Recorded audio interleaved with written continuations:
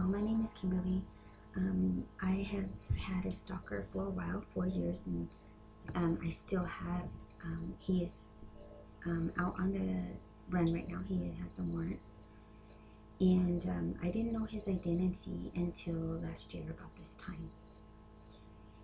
So I had, at the beginning, I had somebody calling me at night and disrupting, and you know, my husband asked me, you know, who's calling me at this time of night, and this and that, and I had to turn my phone off at night. See, I have a business, and I run Kimberly's Party Rentals, and I'm also an interpreter. I do freelance interpreting. At the time, I was actually working at the hospital in the ER, and I've always had like jobs where I worked with the community a lot, and I know a lot of people. I grew up here, and so I know a lot of people. And so at the beginning, to be honest, there were certain things that were going on in our life with certain friends, and that I thought maybe it was those friends trying to cause a problem between me and my husband. And you know, I would show him the phone, I would put it on speaker, and you could hear like music or somebody breathing. Later on, a couple of years as it went on, there would be days where he was more aggressive, where I would get phone call after phone call and wouldn't let nothing come in. And I did go to the police various times, and was just there was no police report taken, and the person was just telling me to change my number. Well, I couldn't change my number because I needed it out there for my business. Now, I don't want to go through like my whole case because I already did a video about that, but I would like to talk about how it affects the victim, and how you turn from victim into survivor.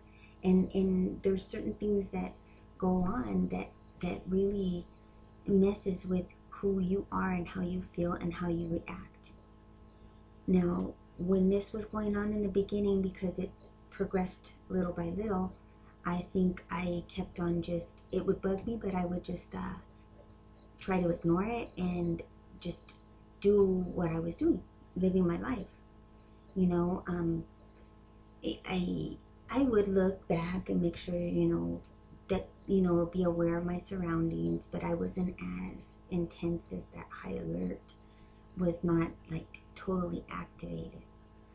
Now, when he started becoming more aggressive and more pictures were coming in and stuff like that, the back of my mind is like, who is this? You know, who is this that's bothering me? You know, and my husband, you know, that look that you get from your partner, like, are you being truthful with me? Are you cheating on me? Or do you have something to hide? And seeing your partner look at you that way is very disheartening, very hurtful, very, even though that if this thing was turned around and it was happening to him, I would sure be asking those questions. So trying to understand him and where he's at, and me where I am at, knowing that I don't know who this person is. Did I do something to bring this on? I do like to talk. I'm a nice person, I think. I like to help out others.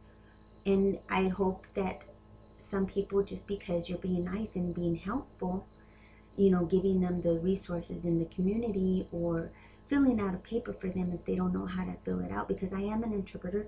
So there's been many times where, you know, people that I've seen in the ER would know that I have a business. They would call me because they had my phone number and ask me, hey, I got this letter from the school, can you read it for me?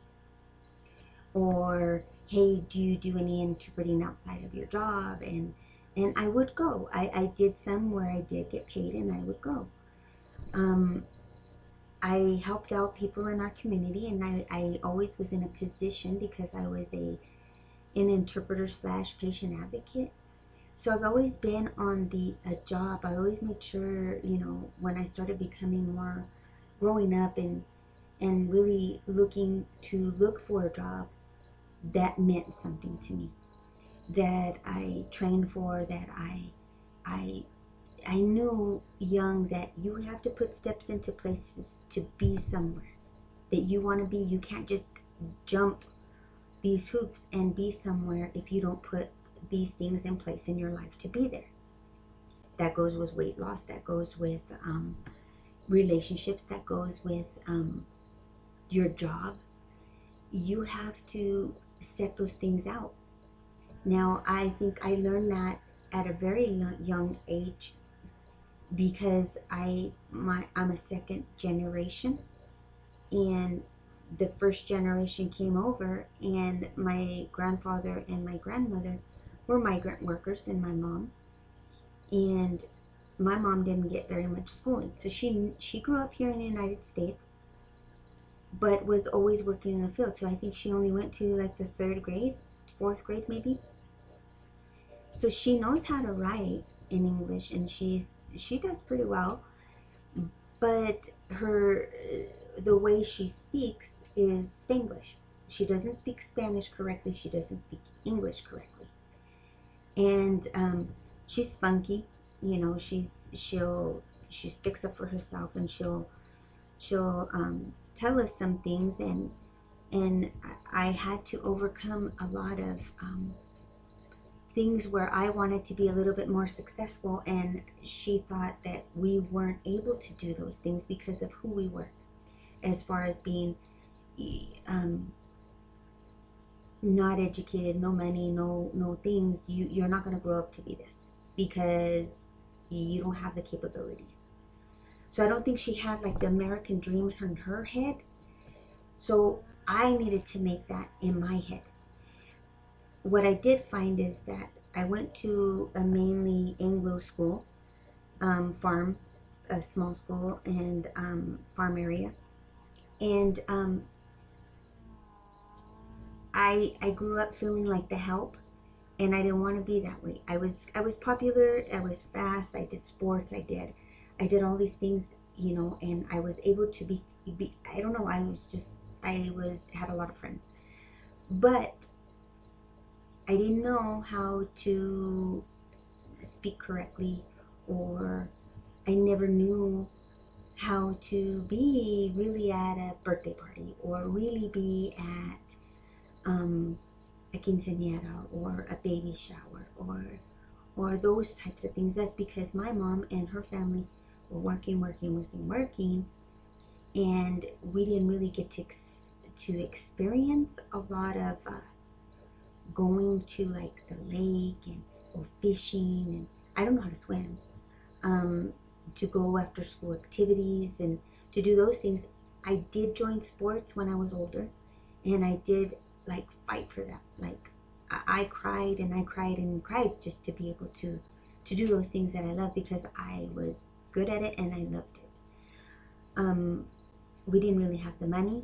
I would have to really work hard when we were working in the fields to say, I worked and I deserve to do this, and I would try to buy the type of shoes that I needed to be able to do that kind of sports and to do those things. I mean, I had a different type of a child, so I think some of those things helped me now that I'm older when I went into the flight for life mode.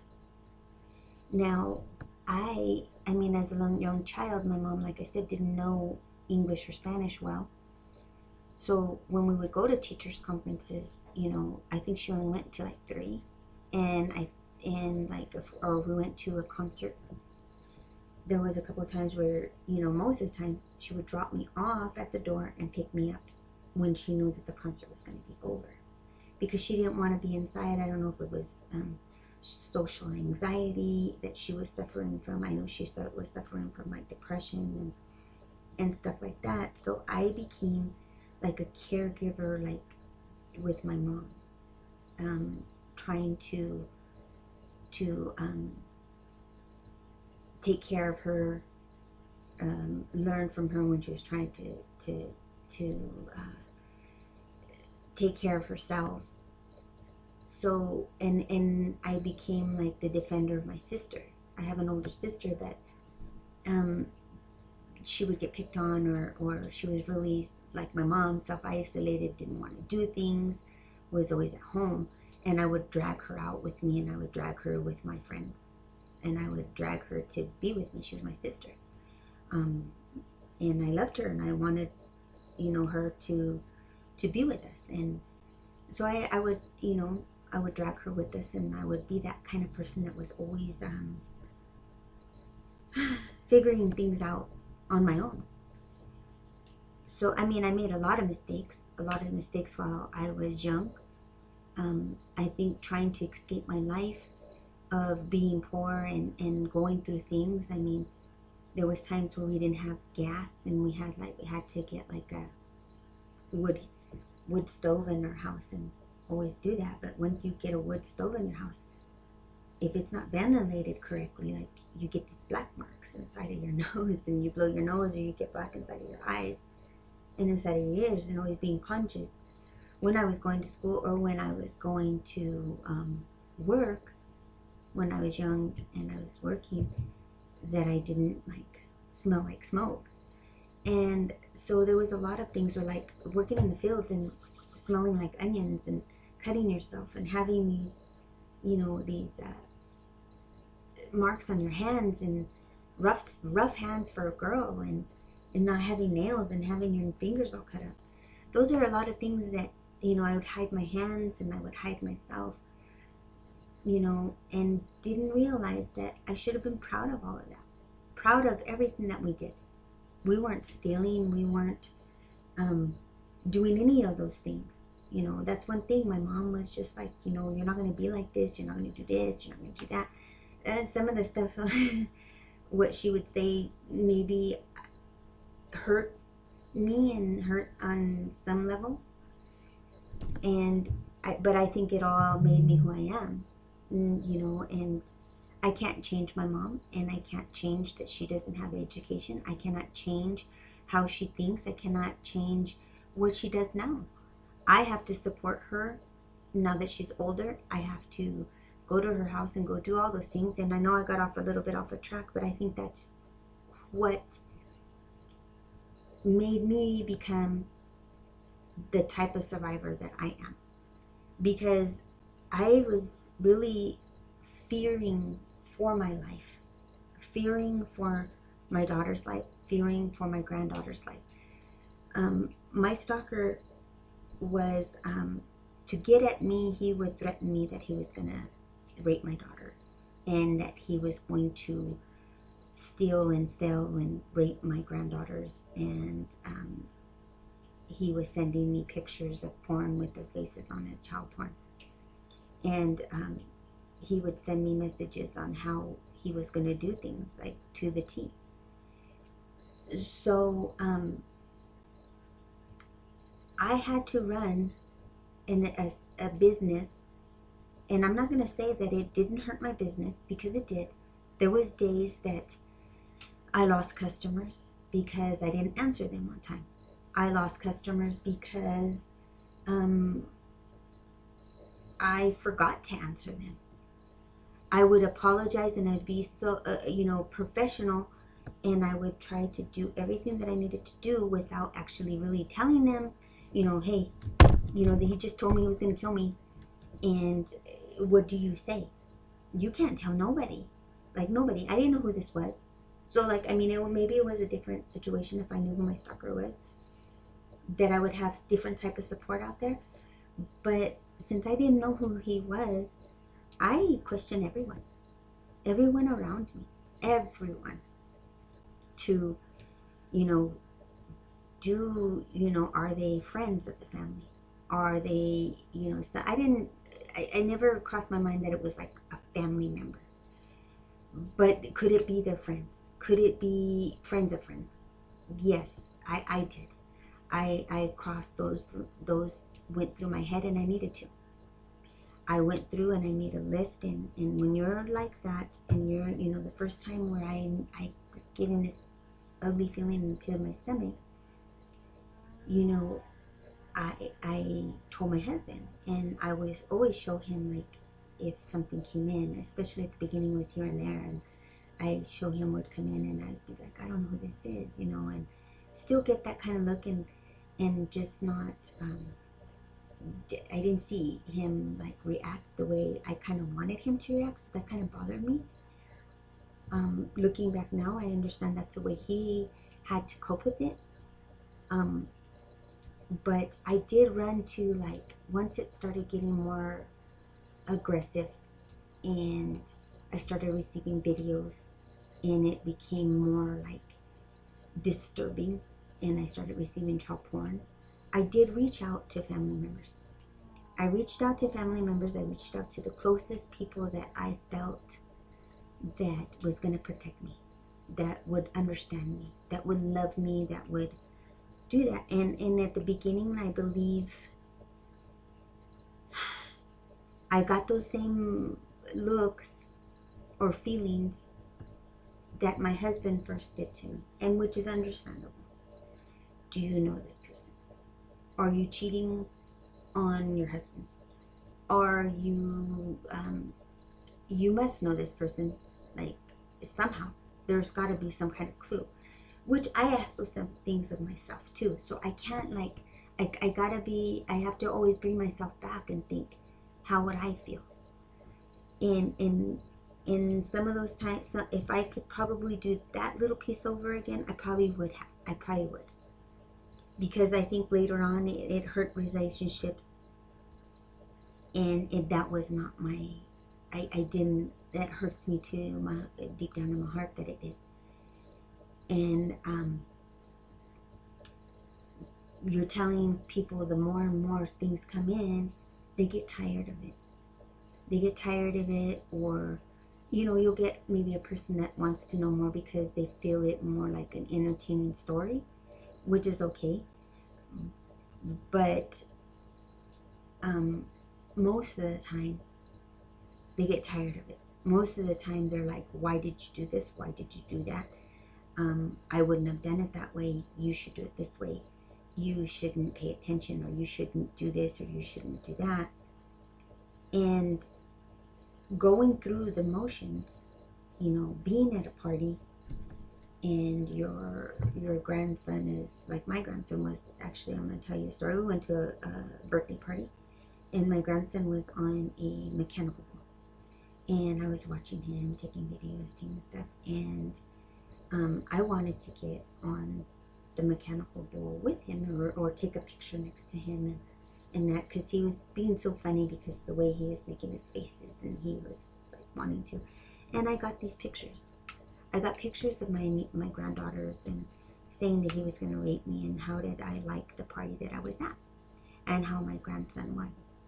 So I felt like I knew I was being watched, and I was in a place where people were having fun and you know, laughing, and you know, my husband with his friends, and I saw him, you know, he was having a beer and he was happy.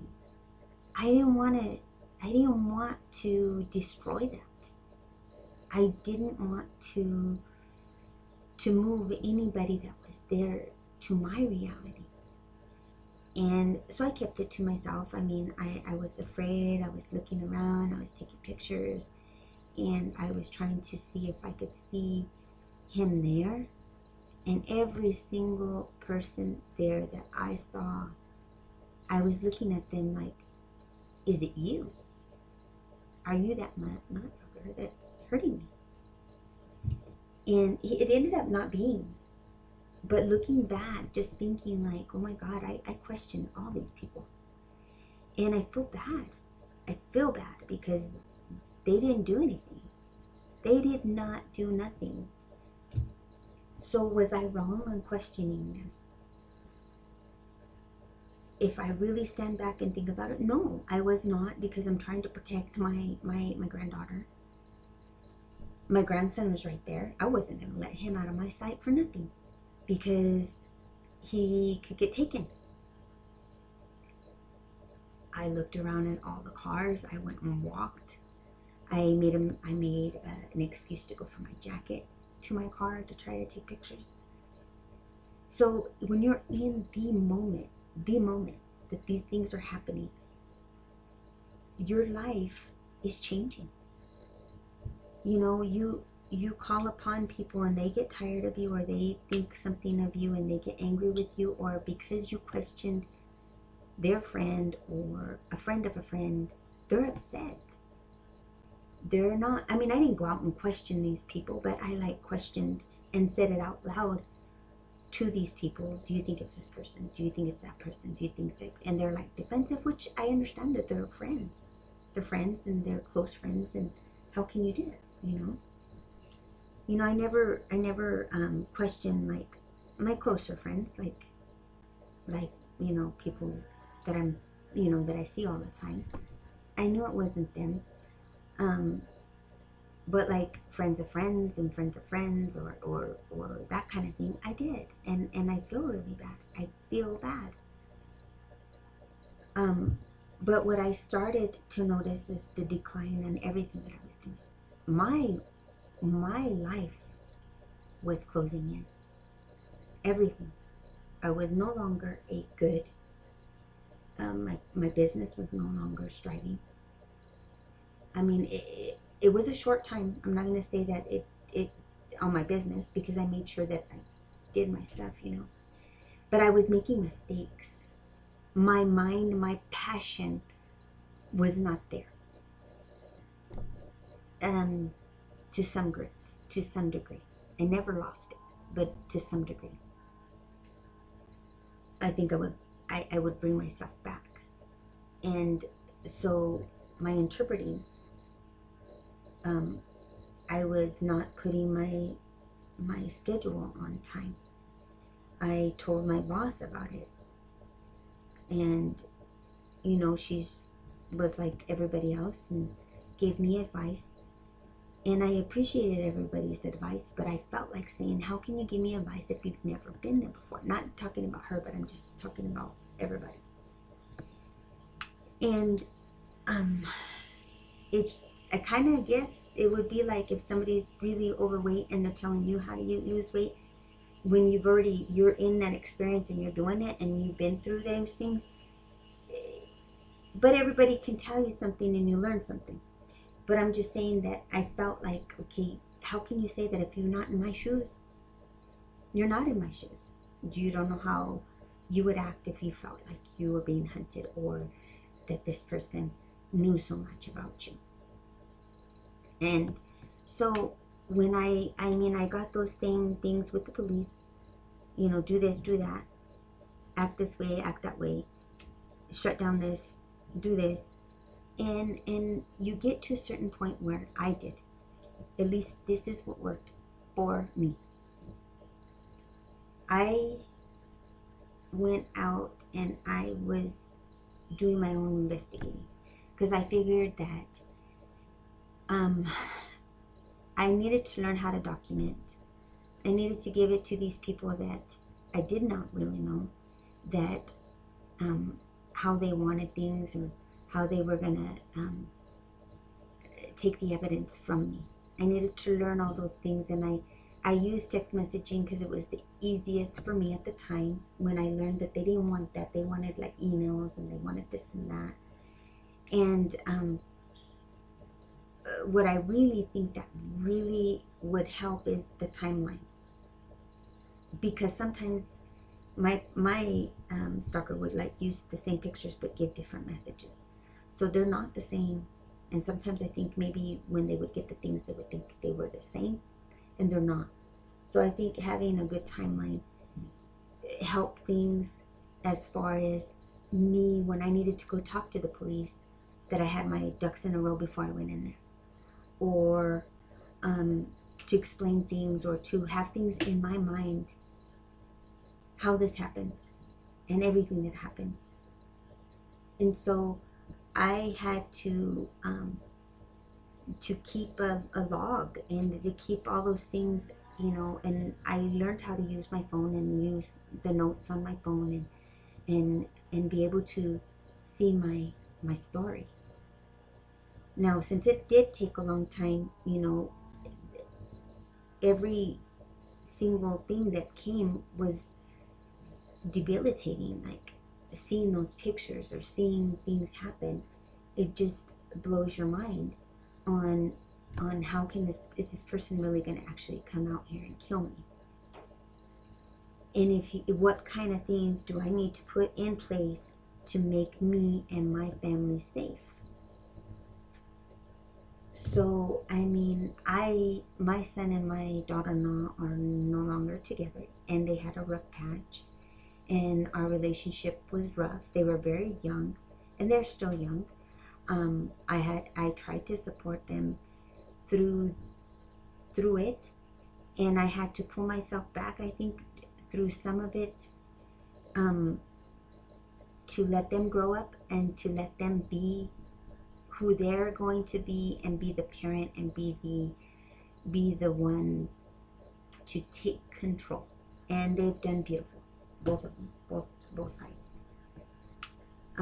They're still working on it,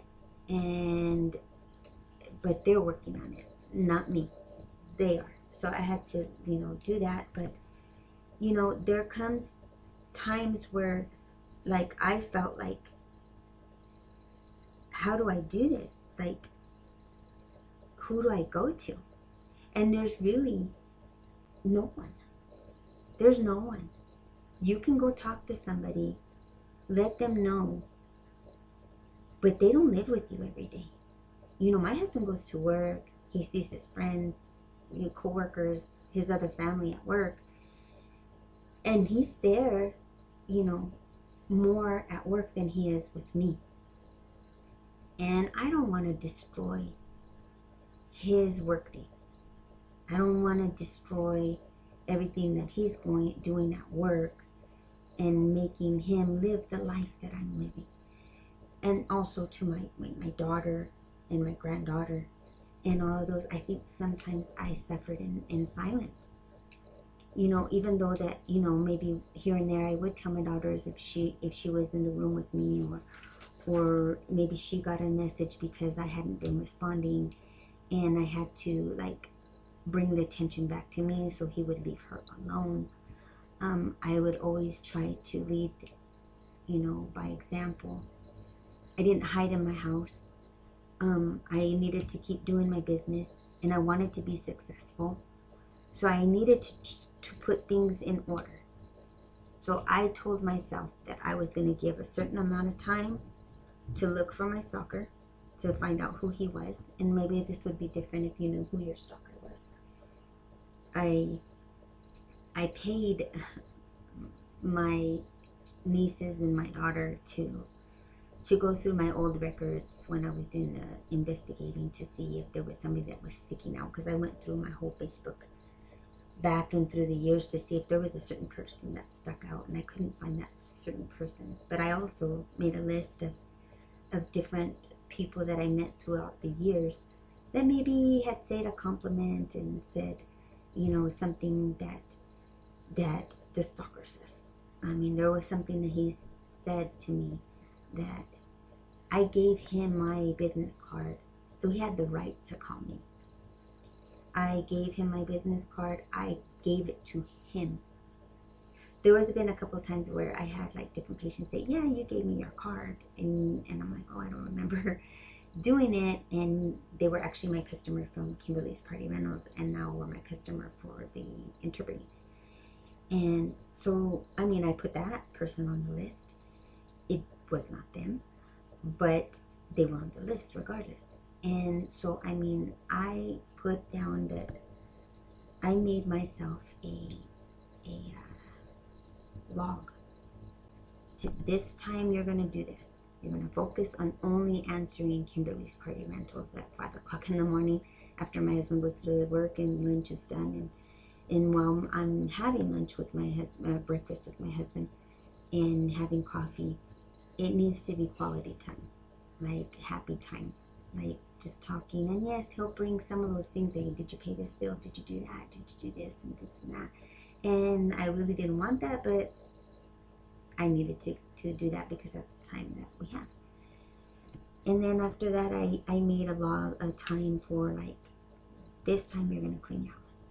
And that's all you're going to do. You're not going to focus on anything else. You're not going to pick up your Kimberly's Party Rentals. You're not going to do this. You're not going to do that. Now, this is the time where you're going to, focus on just cleaning up after those parties, the linen, the this and that, and making the list for your workers and that. And this time is like to write down everything that you got to do for interpreting, because half of my day is like in the morning, it's like Kimberly's Party Rentals, and then after 8 o'clock till 3 o'clock is the interpreting. And in between, if I have free time, I do Kimberly's Party Rentals, or I catch up on the interpreting, or I run both the businesses throughout the day. And I love it. So I didn't want to always look for the stalker day and night. Day and night, day and night, day and night, because everything else was going to fall apart. And I was going to get complaints from my boss, or from the lady that gives us because like I'm a freelancer, from the ladies that gives the appointments, and who we have to accountability to, and then to my customers, to my family, to everybody. So I would like go to a coffee shop, maybe it was going to be in between interpreting and in between, my interpreting things, that I would go to a coffee shop and sit there and say, okay, this is the piece that I need to investigate. I only have an hour. I'm going to do this, this, this, and this. And now I can send all these messages to the police, like if I had evidence, and if I needed to make a log, or if I was following up on a lead, or doing my own investigating and putting things into order, trying to really think who this was. How am I going to be safe when I go to this event? How am I going to put these into perspective if somebody comes and asks, take a name? Because my whole thing is, the quicker that I found this person, the quicker that my daughter and my granddaughter and myself were going to be okay. I didn't realize the after effect that I would be living, I guess. I didn't know that the nightmares, and because in that time I was having nightmares and doing all that, but my head was like, I gotta find this person. So I wanted to still be there to help my kids. They're still growing up, they're still having things. And my son was going through a divorce, trying to be there for my family as best as I could, knowing that I still had other things and issues going on. And I did tell my kids about the stalker, but I didn't give them every message or anything like that.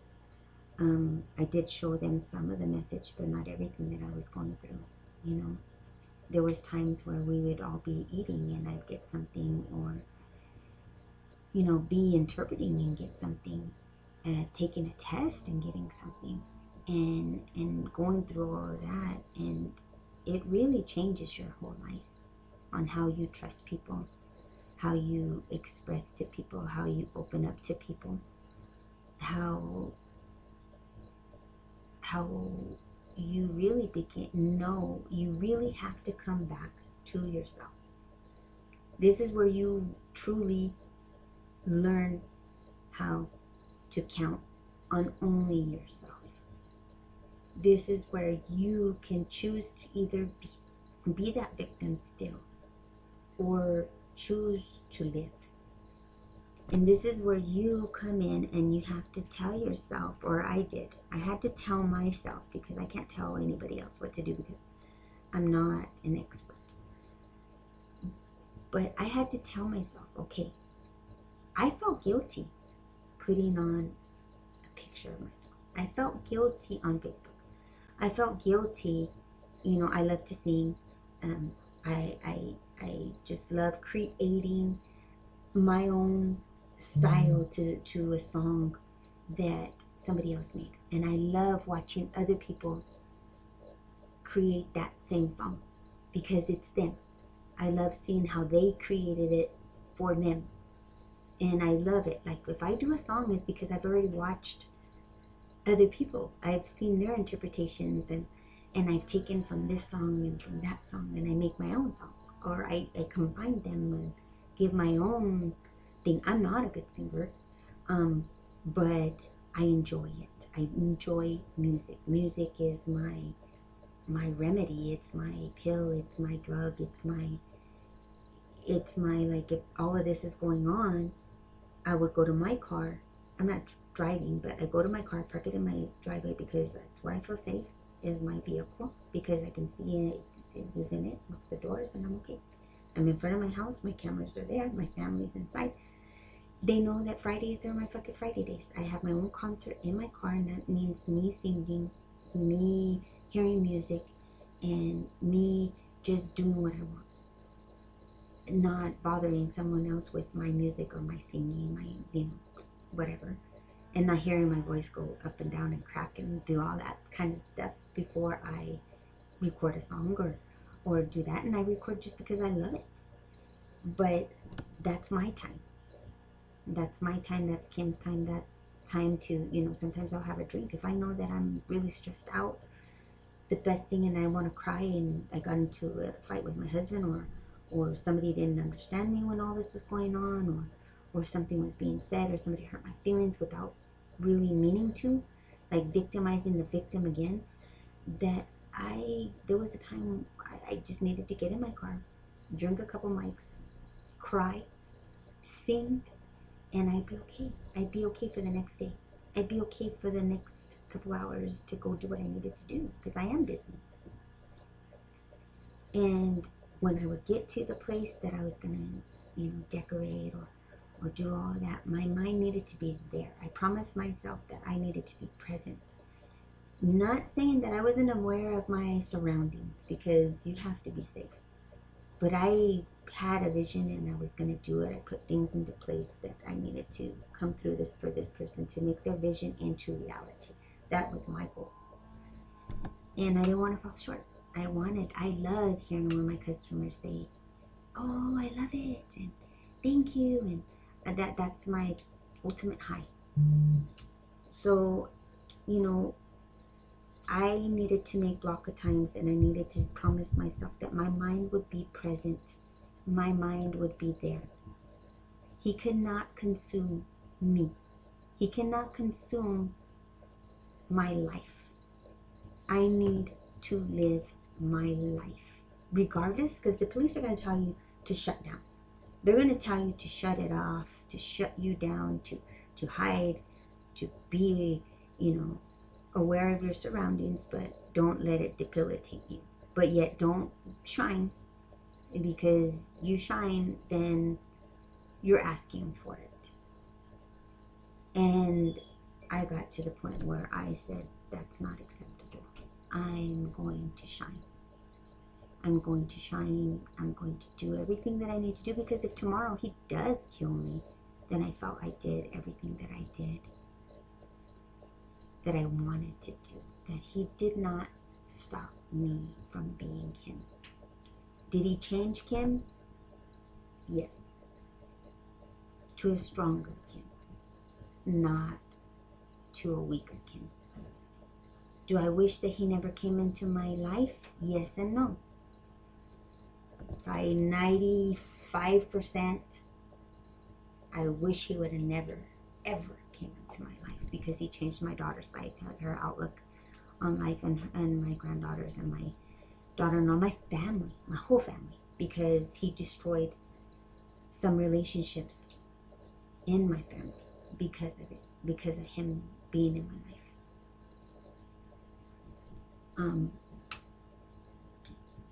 But there's a part of me that it made me stronger. Am I out of it? No. No, because I'm still living with the reality that he did break some relationships. He broke relationships. He broke how I look at the world at a different view. I don't view it as nice as I used to. And I'm trying to change that piece of it. But he's helped me become an educator, helped me become more of a person, of the strength that I have, and know that, that I did what I wanted to do. I have the ability and I have the strength to get through most anything. And, my survival and how I did things could go across anything, as far as like somebody that has cancer, somebody going through a divorce, or somebody going through other things. Maybe if they did some of the little things that I did, I don't know, would help. On your own, though, like your own little thing that you need to do for you. Now, that's different for everybody. It's different for everybody, but this is what I did for me. And I know this video is really long, and I apologize, but I'm still surviving, and I don't know where he's at, and I still get, messages and things like that, and I don't know if I'll be here tomorrow, or but we all don't know that we're going to be here tomorrow or not. But I know that I am doing things that I want to do. They may be pivoting differently for everything that's going on with me and everything that's going on in my life, but I'm still doing it. I'm still fighting for victims' rights, and for the underdog, I guess. I've always done that.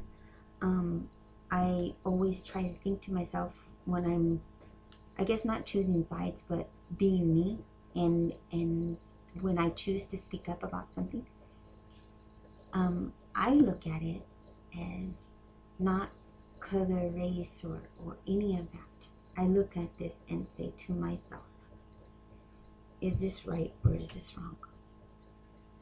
Under God's eyes, is this right or this is wrong? And I do want to say something. I do want to say something, that throughout all of this, I prayed and prayed and prayed and prayed. And I knew that God was always, always by my side. And even the day that I die, if something happens to me, or regardless if it's not this person that does it to me and I die in an accident tomorrow or whatever, get sick or something, but God is by my side. And that's comforting. And I know that I'm 100% with that. And I believe that is what helped me get through this too.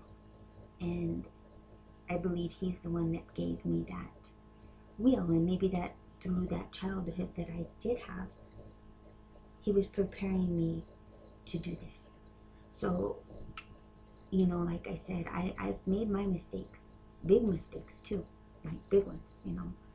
I have kids, and I've been divorced, and I've gone through all of that, and being looked at, or being,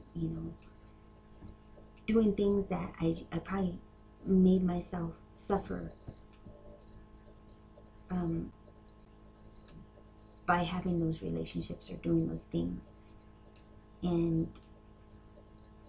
But God gave me somebody, and God gave me a good man, and I cherish that, and I know that my marriage is strong because it's gone through this, and we've gone through many different things, and we still have our ups and downs, and I don't know what the future holds either, I don't, but I know that takes work, and it takes a lot of, working things out. Sometimes you don't see eye to eye, and sometimes you need to agree to disagree, and so it's difficult. I'm not going to say I don't ever cry, or I don't ever get angry. We do. We go through those emotions, but I've been married for 26 years, and I have my own kids, and we have a mixed family.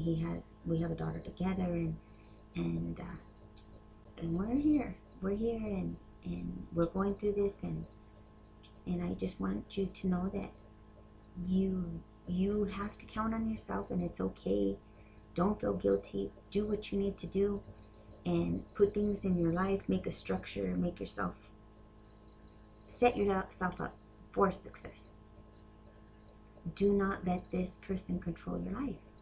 Do not let the stalker control your life, or the abuser, or to control your life. You make steps to get yourself to where you want to be. And God bless. Thank you for listening.